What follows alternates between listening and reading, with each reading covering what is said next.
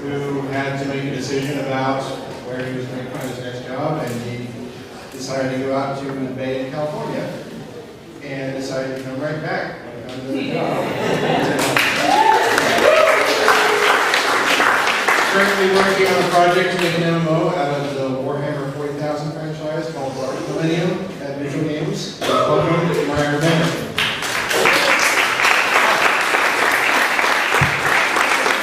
For 2 years, good to be back, hated leaving, got back to the goods, etc. Let's talk stuff. Everything Damien said is right on. Damien was talking a lot about the moment-to-moment stuff. I want to talk more about the long arc stuff. This talk is specifically recommended by Jay, and I'm going to dive into terrifying things.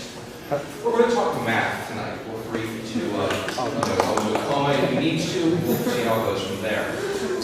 The general principle that I want to touch on is, so once upon a time, a new person in the industry, a really bright programming intern, said that he had this great idea for a science fiction game, but he kept getting hung up on the notion of how much damage should a laser gun do. This was a bright programmer, and he had a good grasp of basic science. And he's like, well, let's see. It's a laser, so it's going to instantaneously incinerate the flesh, but it'll also cauterize the wound so you wouldn't actually here's what it's like, dude, stop.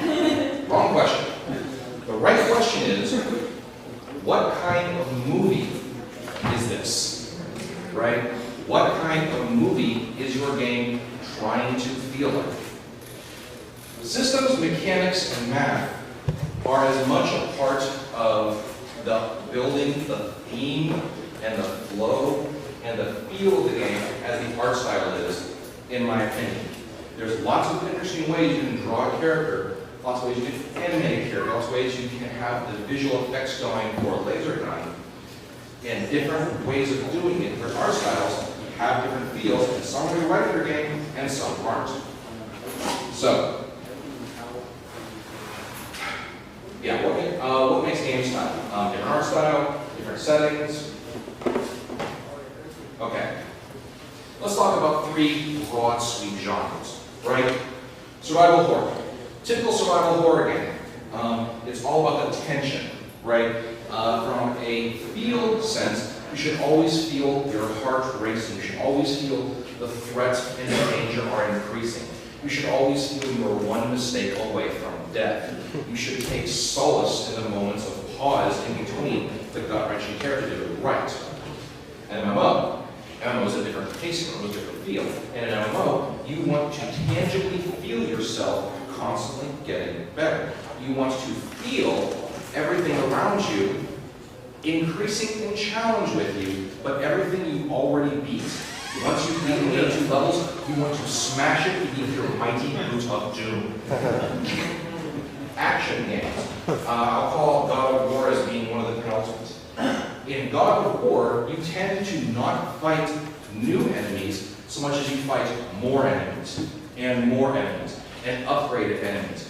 And every time you are being awesome, not because you are fighting a new enemy with 10 more hit points, but because you're fighting 4 of a guy that previously you only fought 1.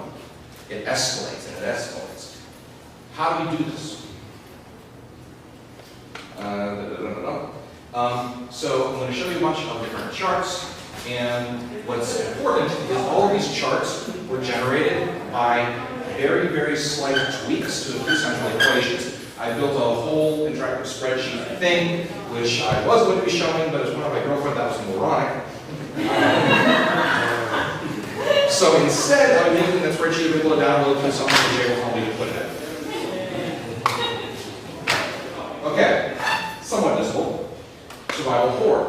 This is time to defeat, right? How much time does it take you to defeat the enemy, how much time does it take the enemy to defeat you? This line, look at the time it takes to defeat the enemy. This line, time it takes for the enemy to defeat you, right? It's always getting narrower, it's always getting narrower.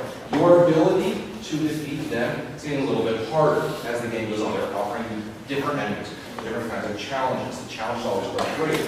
The distance between these 2 lines, right, is your margin for error. And the further the game goes on, the deeper you get, the less the margin for error, the less likely you are to be able to survive. If you make any mistake,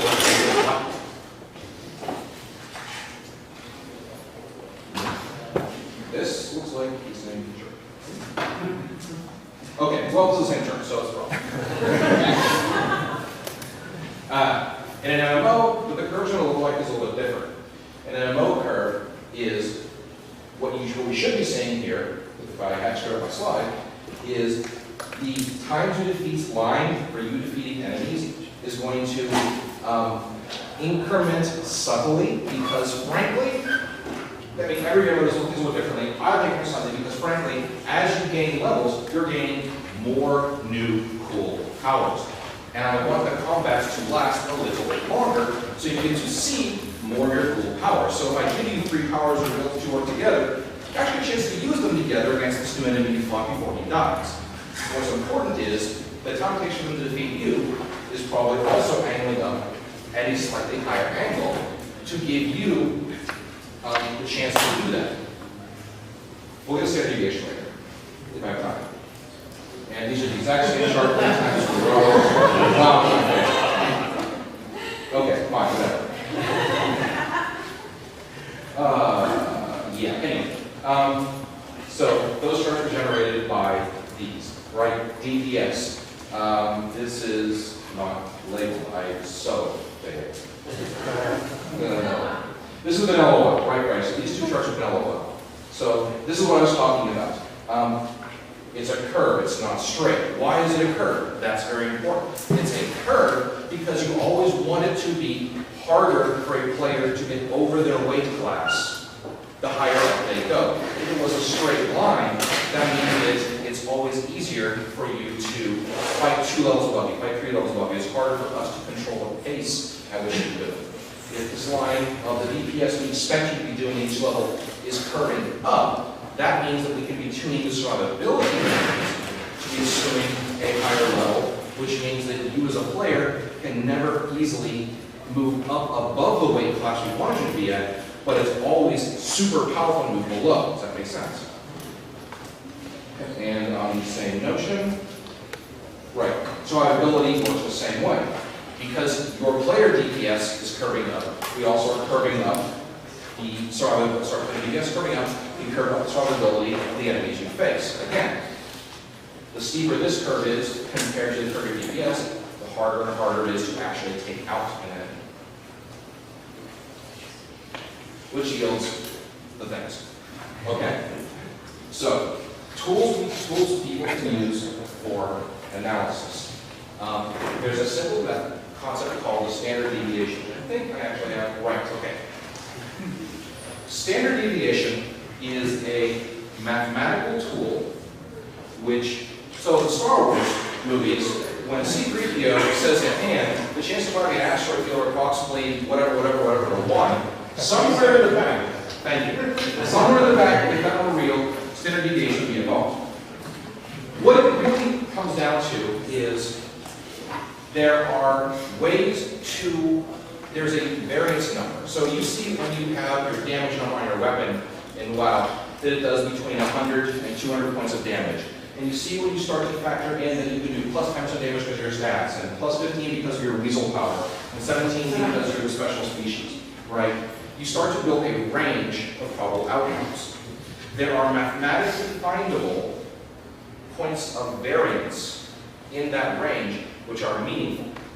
So that we can say with absolute certainty that if we sample your 10,000 combats, we'll be able to say that some 80% of the time you will do this well or better, and some 20% of the time you will do this well or worse. And that's a neat tool, because that means we can start to make different predictions based on how well a player does if they're on their game, versus how well a player does if the enemy gets some free lucky shots, or how well the player does if they made a mistake, if they didn't notice the target, I mean, total amount of time, or if they get a few misses, etc. And it lets us do really cool stuff with shaping the play experience of being able to accurately predict how often, on average, an experience will feel heroic, will feel desperate, will feel triumphant,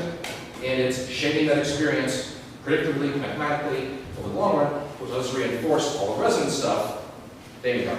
And that's it.